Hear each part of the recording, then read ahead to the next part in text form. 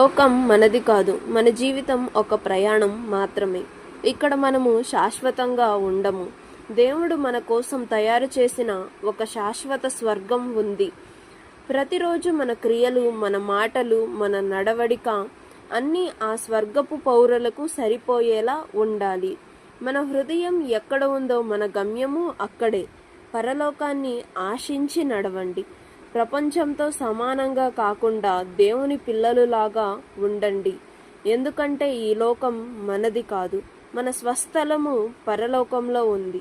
యోహాను 14:2 చూస్తే, నా తండ్రి ఇంటిలో నివాస స్థలాలు చాలానే ఉన్నాయి.